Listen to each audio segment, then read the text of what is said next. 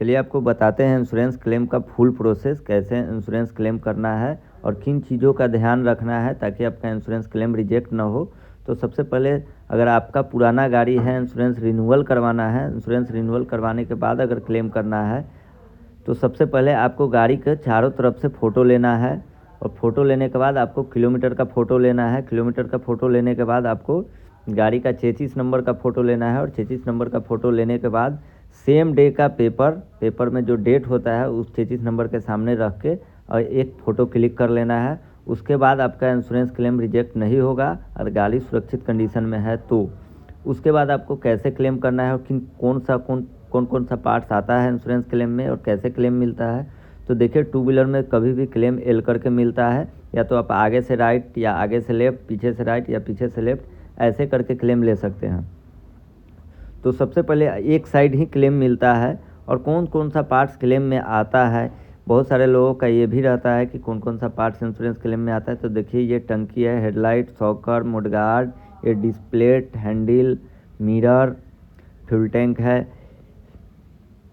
ये tool box है, ये सारे चीज़ इंश्योरेंस क्लेम में आता है। पीछे का मडगार्ड हो गया, इंडिकेटर हो गया,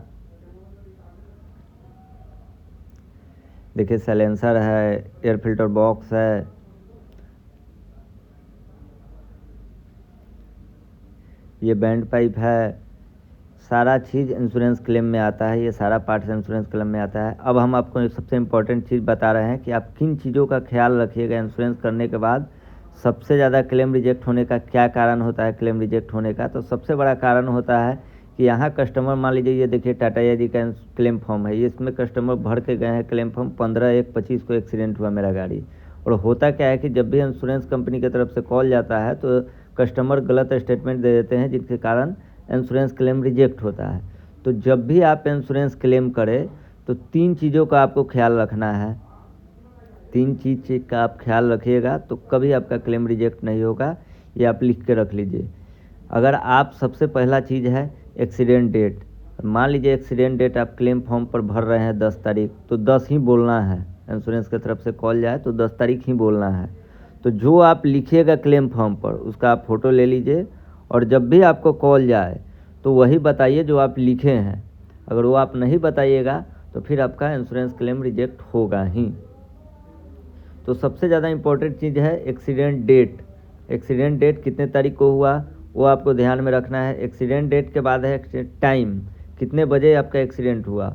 उसके बाद है कहाँ हुआ एक्सीडेंट, प्लेस ऑफ एक्सीडेंट। उसके बाद कॉज ऑफ एक्सीडेंट, मतलब कैसे हुआ एक्सीडेंट। और उसके बाद है सबसे इम्पोर्टेंट चीज़ है कि गाड़ी चला कौन रहा था।